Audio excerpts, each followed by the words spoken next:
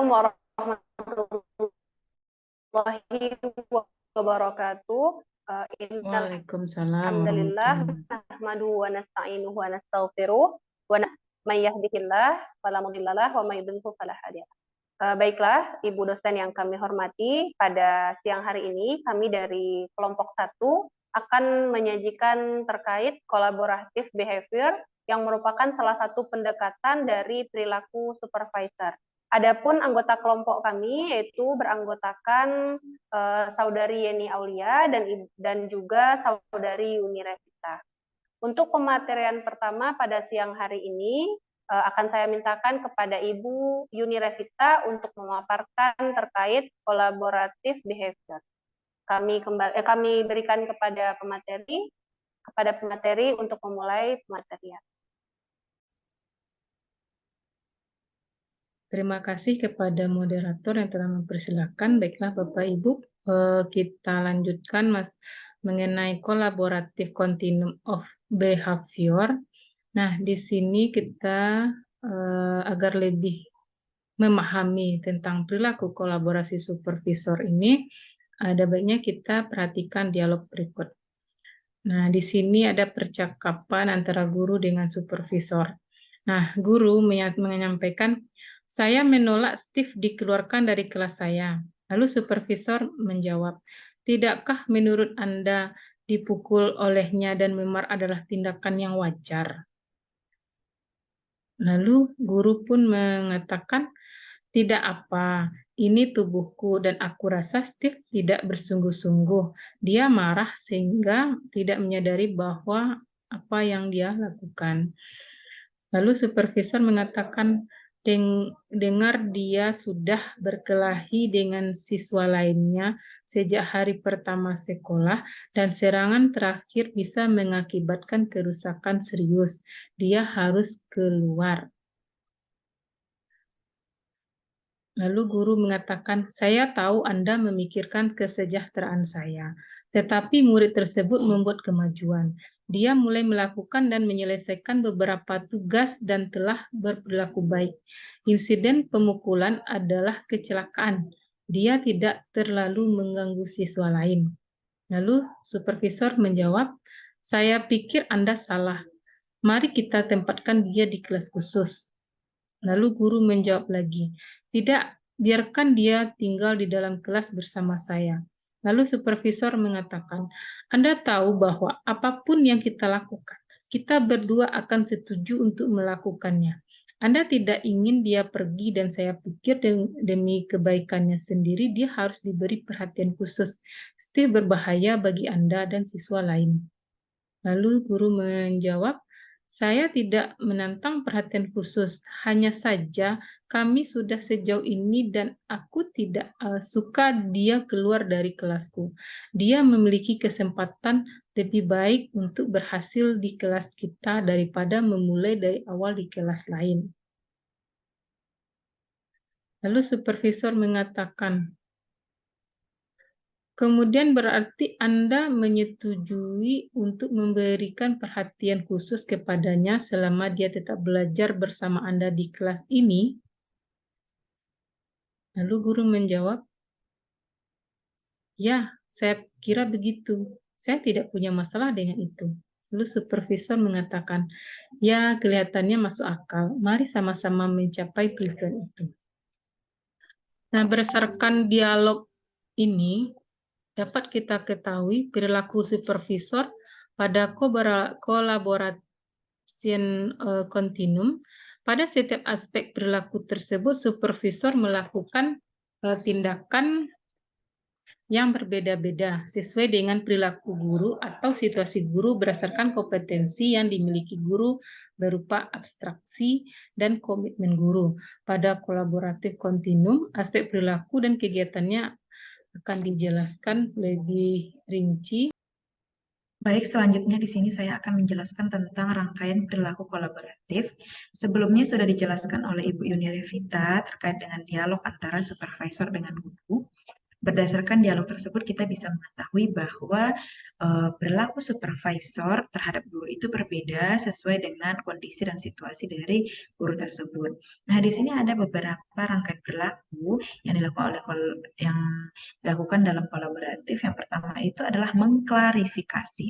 Yang kedua itu mendengarkan, yang ketiga refleksi, yang keempat presenting, dan yang kelima penguatan, dilanjutkan dengan pemecahan masalah, dan yang selanjutnya dengan melakukan kegiatan mendorong, negosiasi, standarisasi, dan yang terakhir itu dilakukan adalah refleksi. Nah, selanjutnya di sini kita juga akan membahas beberapa isu daripada perilaku kolaboratif tersebut. Nah, yang pertama itu adalah misalnya ada dua orang yang dapat setuju bahwa yang satu itu lebih memenuhi syarat untuk membuat keputusan tersebut.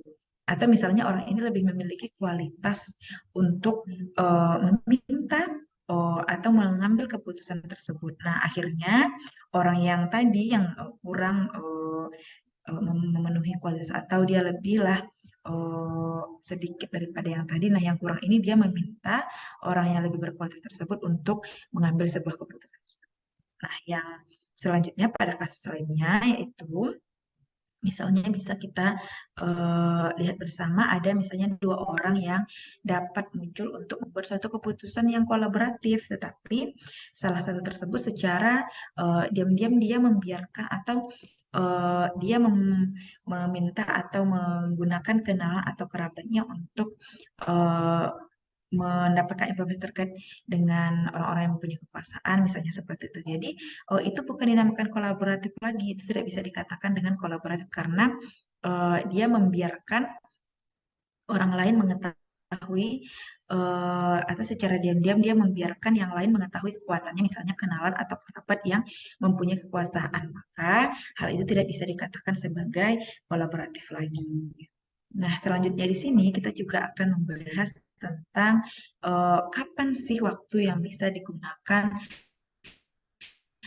kapan atau waktu seperti apa, atau dalam situasi seperti apa berlepat, di mana yang pertama itu adalah perilaku kolaboratif ini dilaksanakan atau dilakukan oleh supervisor ketika guru itu berfungsi pada tingkat perkembangan yang sedang atau campuran.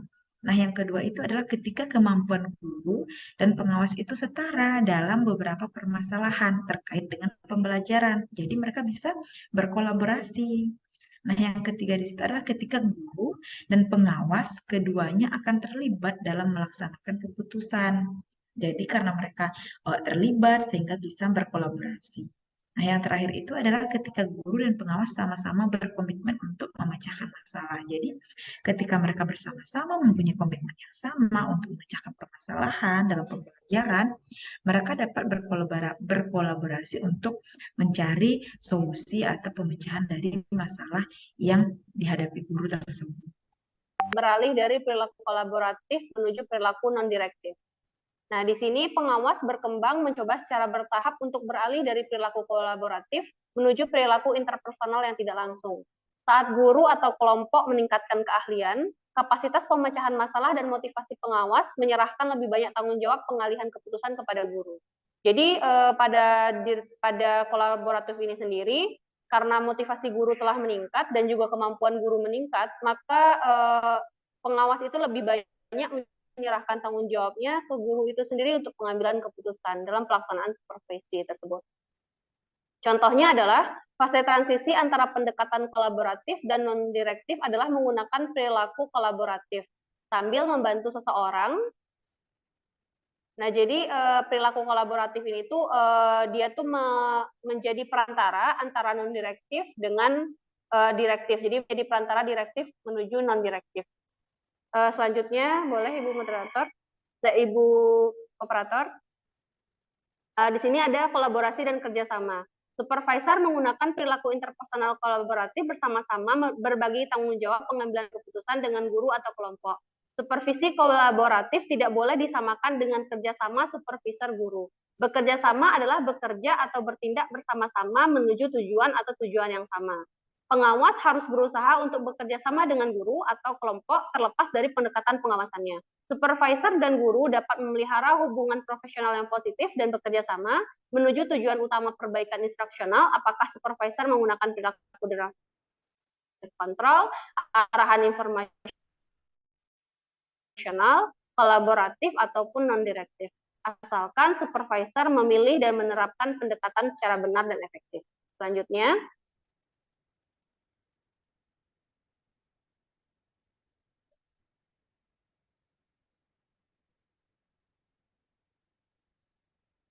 selanjutnya refleksi kritis dari supervisi kolaboratif. Ada beberapa pertanyaan di sini meliputi di luar penggunaan mekanisme perilaku kolaboratif saya, apakah saya benar-benar memberi individu atau kelompok kekuatan pengambilan keputusan yang sama mengenai masalah yang harus dipecahkan. Nah, di kolaborasi ini, di kolaboratif behavior ini, karena pengawas itu memberikan tanggung jawabnya secara penuh, yaitu jadi menimbulkan pertanyaan menimbulkan pertanyaan oleh supervisor sendiri itu, apakah dia sudah memberikan ruang kepada guru untuk pengambilan keputusan gitu. Karena di sini kolaboratif itu kan dia harus adanya kesetaraan. Yang kedua, apakah saya telah memverifikasi bahwa guru atau kelompok menganggap proses pengambilan keputusan itu bersifat kolaboratif.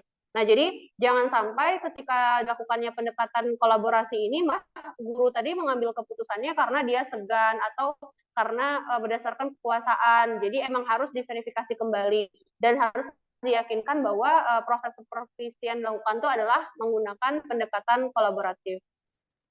Selanjutnya, memiliki dan menerima konflik dan meyakinkan guru atau kelompok bahwa ketidaksepakatan adalah bagian dari proses pengambilan keputusan. Nah, jadi emang harus diyakinkan juga dari awal bahwa dalam satu pengambilan dari sebuah pengambilan keputusan. Jadi ada sesuatu yang disepakati maupun ada sesuatu yang disepakati gitu.